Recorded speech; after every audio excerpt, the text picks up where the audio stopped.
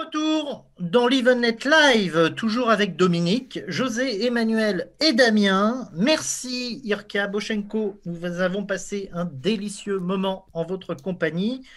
Alors Damien, qu'est-ce que cela te fait de parler à des actrices qui ont joué dans la saga? T'en es à ta deuxième actrice, tu te rends Ouais, compte?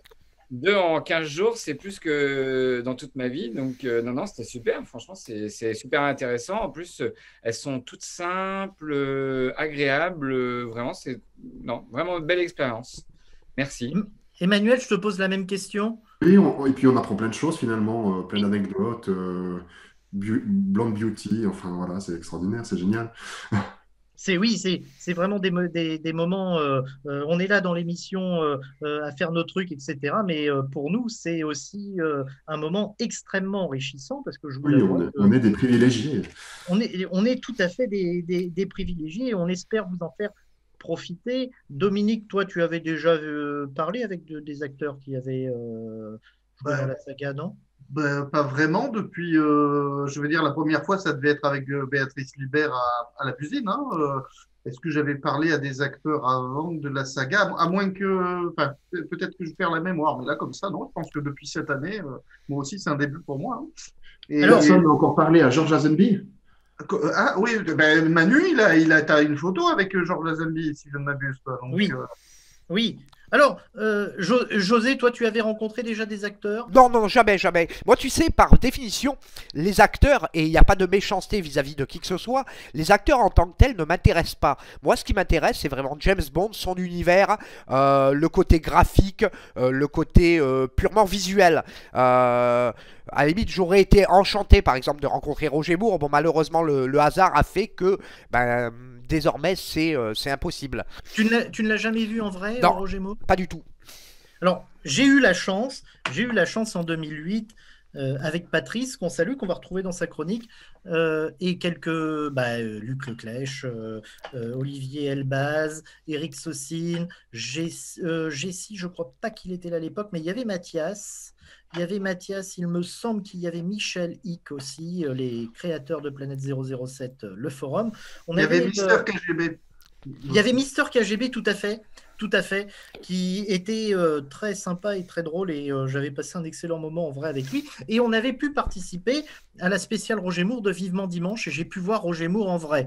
J'ai vu Roger Moore en vrai, j'ai vu Daniel Craig, j'ai pu parler à Caterina Morino et même faire la bise à Caterina Morino. J'ai une photo, Marianne Dabo, Blanche Ravalec et Richard Samuel qui, quand j'étais étudiant, avait accepté une interview pour mes études et j'avais laissé un petit peu tomber le fanatisme de James Bond. Et je dois dire que je suis très heureux de pouvoir partager ça avec vous et avec les internautes. Ce genre de moment, c'est vraiment des moments exceptionnels pour nous tous. Alors, sans plus attendre, c'est au tour de Dominique. Dominique, de nous présenter un nouveau profil psychologique d'un méchant. Maintenant, vous avez l'habitude. Ce soir, tu t'intéresses à qui, Dominique? Alors, une fois de plus, je fais un doublé. Je m'intéresse à deux méchants, Aris Christatos et Kemel Khan ce soir. D'accord. Eh bien, moi, j'ai envie de vous dire, allez, c'est parti. José, jingle.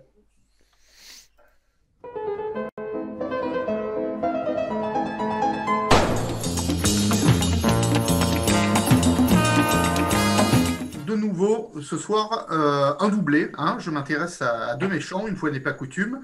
Je vais aujourd'hui vous amener sur la piste clinique de Aris Christatos et Kemel Khan, qui partagent des caractéristiques psychologiques très similaires. Ils sont tous les deux distants d'un film. Christatos dans Rien que pour vos yeux, Kemel dans Octopussy. Je me baserai sur les interprétations de Julian Glover et Louis Jourdan.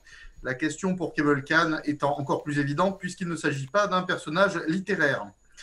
Alors commençons, comme de coutume, par l'état des lieux, ce que l'on observe chez ces deux méchants et ce qui les rapproche. Et là, je vous fais un peu bosser. Messieurs, je vous écoute. Qu'est-ce que vous pouvez me dire que vous observez? Moi, j'aime pas bosser avec le confinement, j'ai plus l'habitude. Là, tu peux faire du télétravail pour le coup. Exactement, c'est ce qu'on fait d'une téléémission. Qu'est-ce qui peut rapprocher? Bah tiens, je vais me défausser, je vais laisser la parole à Emmanuel. Ce qui peut rapprocher Kamel Khan et Aris Christatos. Là, tu me prends au dépourvu. Moi, j'ai là. une petite idée. C'est un peu José. des... Moi, Attends. je dirais la fourberie et l'hypocrisie.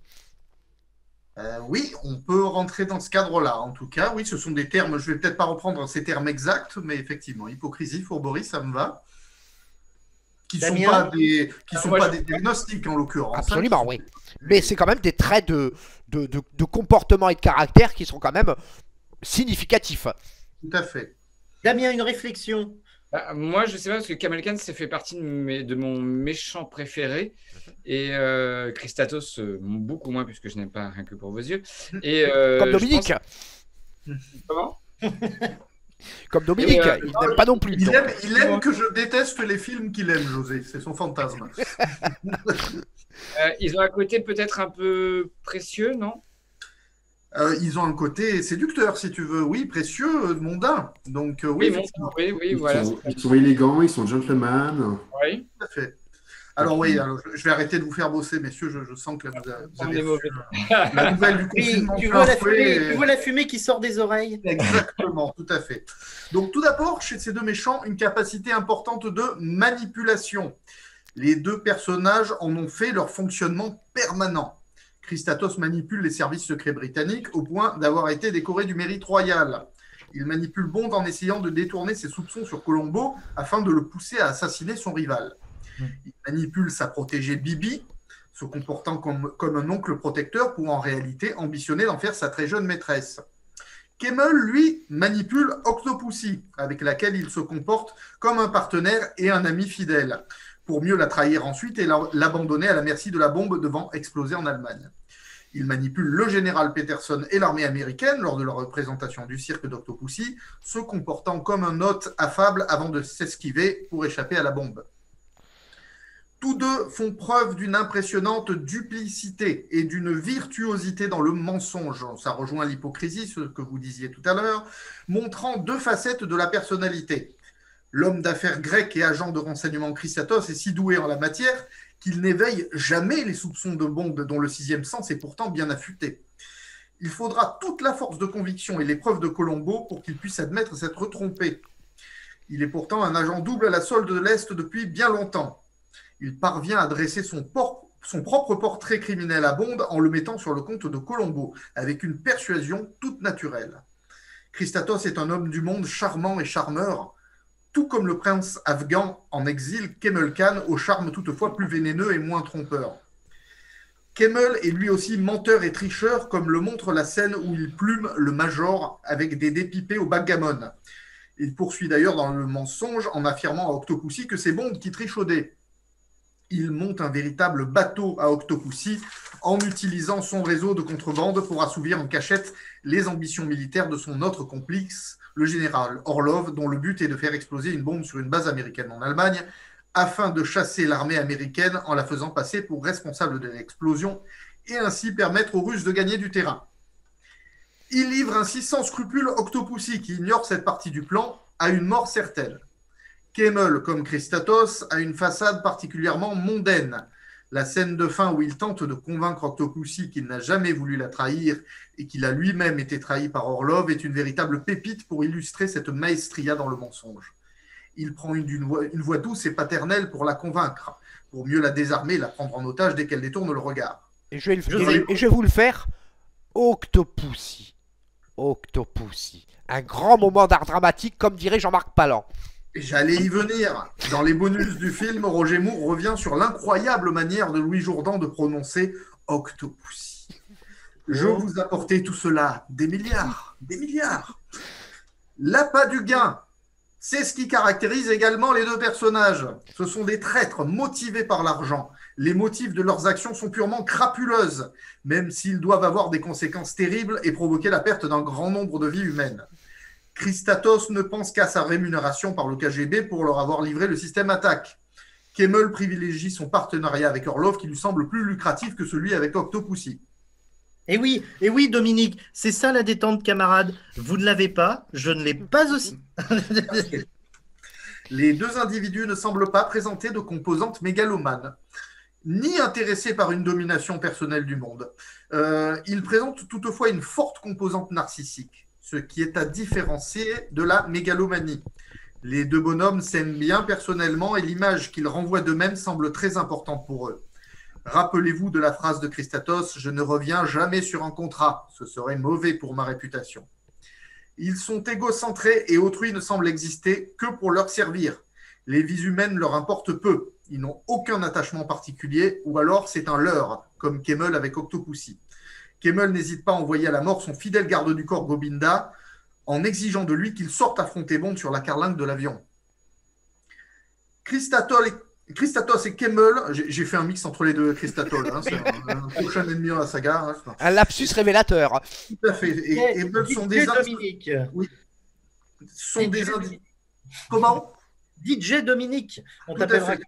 Ce sont des individus vicieux pouvant faire preuve d'une certaine cruauté et d'un plaisir à occasionner la souffrance de l'autre, bien qu'ils ne mettent que rarement la main à la pâte eux-mêmes. La jouissance de Christatos est assez évidente lorsqu'il tente de mettre à mort Bond et Melina en les livrant aux requins attachés ensemble et tirés par le navire. C'est également le cas pour Kemmel lorsqu'il se sert de Bond comme gibier lors d'une partie de chasse. Ce vice et cette cruauté transparaissent même dans les mensonges ou les paroles ironiques des deux hommes. Je reviens sur la manière dont Christatos dépeint son propre portrait à Bond dans Le Prêtant à Colombo. À vous dégoûter de l'oiseau. Le mensonge est si gros, si éloquent et si enrobé qu'on devine le plaisir qu'il a à le formuler. Pour Kemmel, c'est un festival. Ces bons mots mondains pour décrire à Bond la torture qui l'attend sont déblatérés avec une jouissance rare. Nous préférons le curare avec un puissant additif hallucinogène. Effet garanti. Bond lui répond, mais traumatisme cérébral irréversible. Kemmel, effet secondaire regrettable. Son dernier mot au militaire américain qui lui dit que le général va complètement s'éclater est particulièrement savoureux de double sens en lui-même. Et en lui-même, il doit le savourer. Je suis sûr qu'il n'aura pas à se plaindre. Alors, Christatos et Kemmel, manipulateurs, menteurs, avides d'argent plus que de pouvoir, narcissiques, cruels à l'occasion, qu'en déduire? Je ne vois pas de dimension pathologique chez les deux individus. Ils sont clairement responsables de leurs actes, tels de classiques salauds cinématographiques. Ce ne sont pas de grands malades tels Zorin ou le Dr No, ni paranoïaques, ni schizophrènes, ni éboïdophrènes. On peut facilement voir quelques composantes psychopathiques chez eux, de par leur absence d'empathie et leur tendance à la cruauté. Toutefois, il manque quelques éléments du puzzle pour que la psychopathie définisse entièrement ces personnages. Ils ne sont pas dans un sadisme direct et compulsif comme un Grant et sont plus des commanditaires d'exécution et de sévices que des exécutants. Le vrai psychopathe se salit plus volontiers les mains. Eh bien, je vous ai parlé de grandes structures de personnalité que sont la névrose et la psychose. Je vous avais dit qu'entre les deux, il y avait les borderlines. Et j'avais volontairement omis une troisième structure de personnalité qui est la perversion. Je ne vous ai parlé dans les premières chroniques que de grandes structures, donc définies par Freud, névrose et psychose, car c'est une première base pour comprendre les théories psychanalytiques. Mais dans les années 60, un autre grand psychanalyste, Jacques Lacan, a peaufiné les théories freudiennes pour en dégager une troisième grande structure, la perversion. Pour vulgariser le truc, le névrosé, c'est l'angoissé, le psychotique, c'est le fou, le pervers, c'est le méchant. Une perversion désigne, dans un sens général, une inclination à des conduites considérées comme déviantes par rapport aux règles et croyances morales d'une société. La perversion peut se retrouver dans des conduites sexuelles déviantes ou simplement dans des conduites défiant la morale et l'ordre de la société. On dit que le névrosé est dans l'angoisse de la castration. Le psychotique, lui, est dans l'angoisse de morcellement. Contrairement à l'angoisse de castration qui survient plus tardivement au cours de la période dite oedipienne et qui concerne l'angoisse d'avoir ou de perdre, l'angoisse de morcellement concerne l'identité et le maintien d'un moi différencié du non-moi. Excusez-moi pour ce langage un peu pompeux, j'y reviendrai, et unifié, qui se traduit par la peur de la destruction de son propre corps ou de son propre psychisme. Le pervers, donc celui qui nous intéresse aujourd'hui, lui va chercher l'angoisse chez l'autre. Pour la part psychanalytique, le pervers se caractérise par le désaveu de la castration.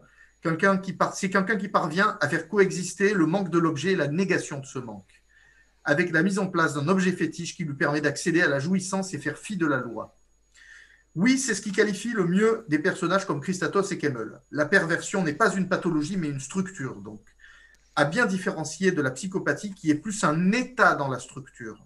On peut être psychopathe et pervers. À noter que Kemmel est un pervers qui œuvre pour un. Allez, vous allez le trouver tout seul, le diagnostic de Orlov. C'est facile, le général Gogol le prononce à haute voix lors de sa passe d'armes avec Orlov en réunion. À votre avis, Orlov, il est quoi? Un dément. Hmm. Ah, pourtant, il lui dit Orlov, c'est de la pure démence. Oui, mais dément, ça touche à Oui. la gérontologie, j'ai envie de te dire. Oui, c'est vrai. J'ai du mal à analyser et avoir un avis parce que je reviens de Sibérie et mon retour a été très pompant. Oui, tout à fait. Orlov est-il utile? Et en fait, c'est le mot que je veux souligner. Pour satisfaire votre soif de paranoïa personnelle. Ah oui, votre. Orlov Ouais, est un paranoïaque intégral. Donc, Kemmel est un pervers qui œuvre pour un paranoïaque. En gros, Kemmel et Christatos, je n'ai pas de soin, moi, en tant que soignant, à leur apporter, car ce sont d'authentiques salopards et heureux de l'être. J'espère que cette chronique vous aura plu. Si vous avez des questions, messieurs, c'est tout pour aujourd'hui. Jean-Baptiste disait que les méchants étaient asociales. Alors, asocial, c'est un terme qui peut correspondre à beaucoup de méchants de la saga, tant les psychopathes que les psychotiques et les paranoïaques. C'est un terme un peu générique. Par contre, ils sont sociopathes. Mais je ne dirais pas que Christatos et Kemmel sont asociaux parce qu'ils savent comment évoluer en société et qu'ils s'y prennent extrêmement bien. Je voulais juste revenir sur un petit truc, c'est la perversion. J'ai prononcé le mot narcissique et du coup peut-être que certains auront fait l'association pervers narcissique, qui est un terme extrêmement à la mode, mais qui selon beaucoup de théoriciens n'a aucune réalité. C'est très à la mode. On connaît tous une fille qui va vous dire oh, je viens de me faire larguer par un pervers narcissique. Et je crois qu'on peut tous se faire qualifier d'une certaine manière de pervers narcissique. Il y a des pervers. Il y a des narcissiques, mais pour l'instant, c'est un truc qui a été plus conceptualisé par les journaux féminins. Et c'est bien de le dire et de le préciser parce que c'est un terme qui est extrêmement à la mode depuis au moins 2 ans. Et il y a énormément de livres qui sortent sur le pervers narcissique et c'est un terme qui découle beaucoup sur les réseaux sociaux, notamment Facebook, qu'on voit régulièrement. Et qui n'a pas, a priori, de réalité. Attention, je ne suis pas en train de contester les violences qu'ont pu subir les femmes en question. C'est simplement qu'il y a une espèce de phénomène de mode où il faut absolument faire... rentrer son ex dans la case de pervers narcissique. Il y a des pervers, il y a des gens violents, mais le pervers narcissique est un mythe. Je suis assez d'accord, même n'étant pas un pro de la psychologie, je suis assez d'accord. C'est un terme à la mode des réseaux sociaux, on retiendra ça.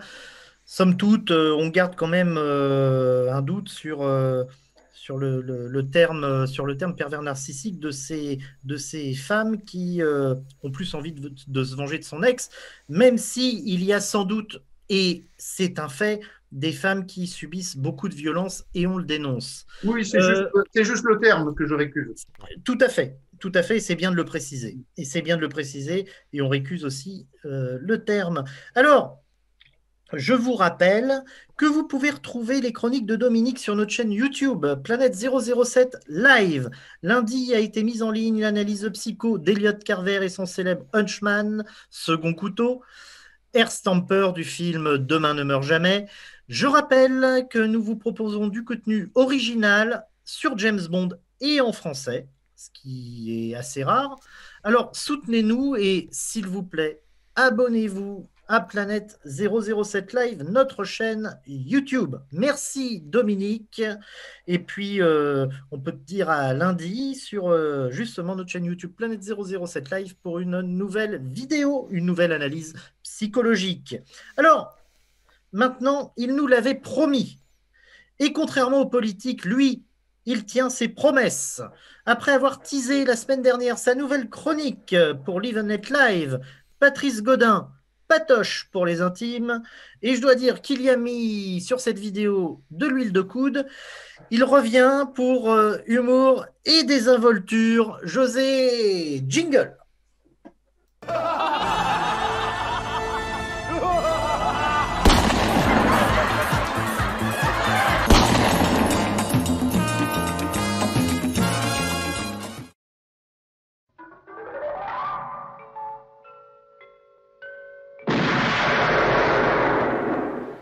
Bonjour et bienvenue dans cette toute nouvelle rubrique d'humour et désinvolture.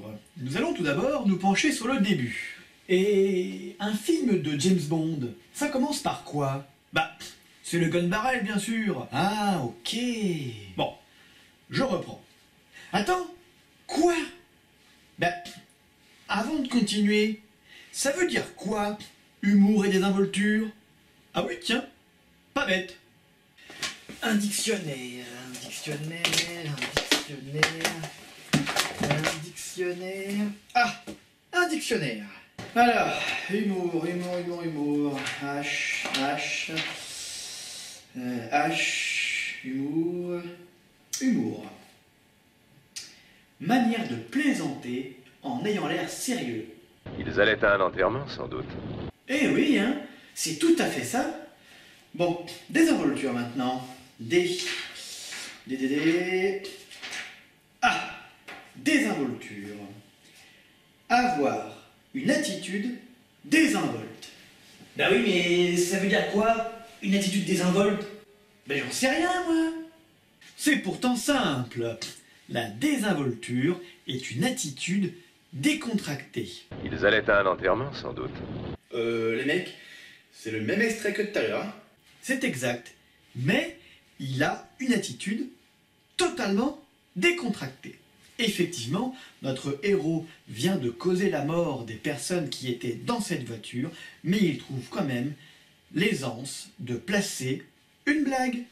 Mais dans cette scène-là, alors, il est désinvolte aussi.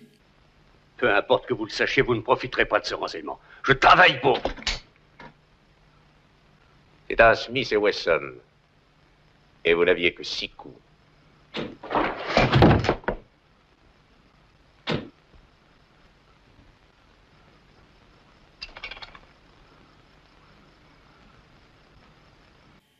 Effectivement, mais dans cette scène, on peut aussi y voir une énorme forme de sadisme de la part du héros incarné par Sean Connery. Bref, revenons au tout début. Nous pouvons voir ici le gun barrel, géniale invention de Maurice Binder, avec à l'intérieur le cascadeur Bob Simmons. En effet, le gun barrel ne représente-t-il pas la désinvolture propre à James Bond? Je me balade, une menace, pah! Trop facile. Je connais même des gens qui plaisantent en disant qu'après avoir vu le gun barrel, on peut éteindre sa télé ou sortir de la salle de cinéma. En un sens, ce n'est pas tout à fait faux. Dans le gun barrel, il y a tout. Il donne le ton. Il nous montre ce qui va se passer dans le film. En quelque sorte, on peut même dire que le gun barrel, c'est la bande-annonce, l'amuse-gueule. Il nous dit à chaque fois au début du film: venez voir comment James Bond va encore se débarrasser de tous ses ennemis sans être décoiffé ni blessé. Bien entendu, il y a quelques exceptions. Il faut bien que notre héros soit de temps en temps blessé, malmené, ou tout du moins menacé. Revenons sur cette histoire de désinvolture. Dès le premier film, en 1962, Sean Connery, l'acteur, et Terence Young, le réalisateur, ont tout de suite travaillé ensemble pour trouver justement ce personnage. Il en est ressorti ce regard perçant du personnage et cette démarche féline qui fait que toutes les femmes se retournent vers Bond et le désirent, et que tous les hommes aimeraient être à la place de notre héros James Bond. Une démarche féline, comme ici par exemple. Non, autre chose s'il vous plaît. Non plus. Non, pas encore. Ah, voilà la démarche féline de Sean Connery. Également, dès les premiers films, le Bond incarné par Sean Connery lance de temps en temps quelques bonnes blagues pour désamorcer des situations tout à fait stressantes. Sergent, veillez à ce qu'il ne se sauve pas.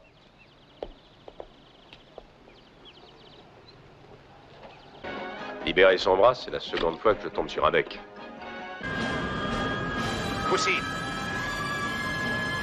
Que s'est-il passé, Wicklefinger? avec les anges, il joue de la harpe d'or. Également, dès les premiers films, Bond arrive tranquillement à parler avec ses ennemis d'égal à égal, alors qu'il est pourtant prisonnier. $1 million, monsieur Bond. Vous vous demandiez ce que ça avait coûté. Je me le demandais, en effet. Ce qui prouve que même les méchants des films sont fascinés par Bond, et que même lorsqu'ils le capturent, ils ont du mal à se résoudre à le tuer. N'oublions pas, dans notre analyse, la fameuse scène de flirt avec Moneypenny. Oh, James, mais où étiez-vous passé? Je vous ai cherché dans tout Londres. 007 est ici. Mhm. Il va vous voir dans 1 minute. Oh, môme d'un sou. Alors, la vie est belle. Oh, elle pourrait l'être si vous me laissiez un espoir. Vous ne m'avez jamais offert à dîner en tenue de soirée, James. D'ailleurs, je ne suis jamais sortie avec vous. Je le voudrais, tu sais. Mais le patron me ferait poursuivre pour usage illégal des biens gouvernementaux. Dans les tout premiers films de Bond, Bond n'ose pas du tout faire d'humour devant son patron. Avec Moneypenny, c'est autre chose, il se détend et fait des blagues. Mais on remarquera que face à son patron, dans les premiers films du moins, c'est à ce moment-là qu'il est le moins à l'aise. Ça changera un petit peu sur certains films, notamment les films de Roger Moore. Lors de la première rencontre historique cinématographique entre Miss Moneypenny et Bond, ce dernier n'hésitera pas à lui faire une petite mauvaise blague en lui offrant une boîte entièrement vide. Bon. Je te l'offre. Ciao. Ciao.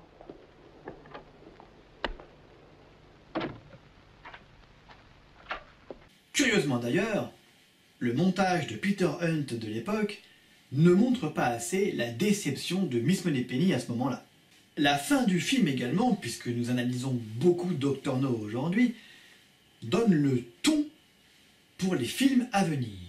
Effectivement, à la fin de ce film, James Bond, après avoir déjoué les plans d'un méchant machiavélique, a réussi tout de même, tout au long de l'histoire, à se trouver une jolie femme, à la séduire, et ensuite à se prélasser avec elle en plein milieu de la mer, après avoir sauté d'une île totalement en feu.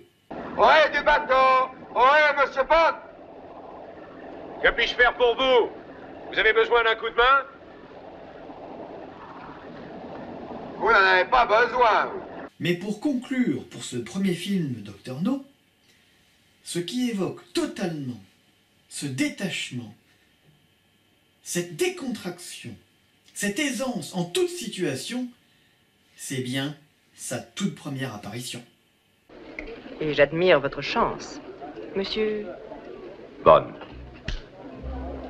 James Bond. Et pour ceux qui préfèrent, on peut même la mettre en anglais. I admire your luck, Mr. Bond.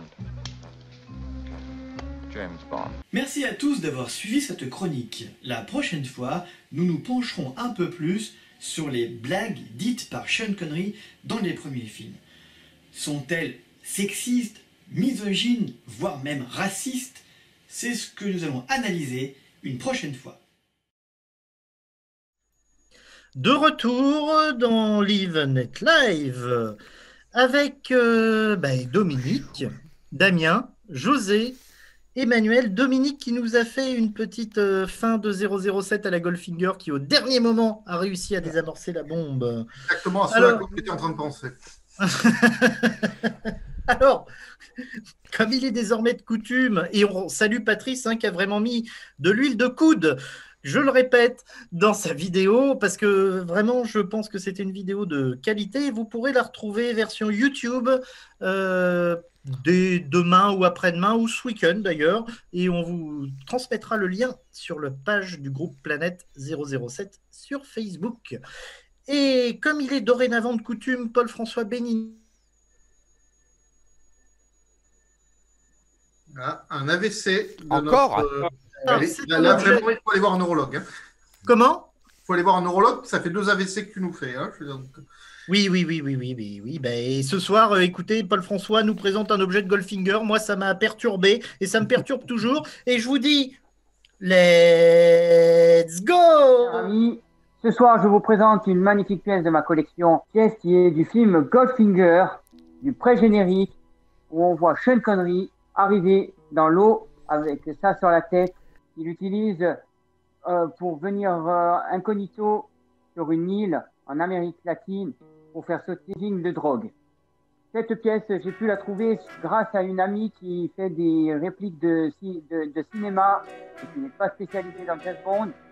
Et j'ai cherché sur le net plein de photos et pour lui donner le plus d'indices possible pour qu'elle puisse me la reproduire au plus exact possible. Et la mouette que vous voyez là-dessus est une réplique qu'on utilise pour faire les mouettes dans les zoos, les animaux dans les zoos. Voilà, c'est une magnifique pièce que j'ai depuis 2-3 ans. J'en suis très fier parce qu'avec toute personne avec qui j'ai pu en parler, ils m'ont tous dit que c'était introuvable et que ça n'existait pas. Et je vous dis, rendez-vous dans 15 jours pour une nouvelle pièce exceptionnelle de ma collection dans les objets de 007 Corsica, tous ces gadgets. À très vite.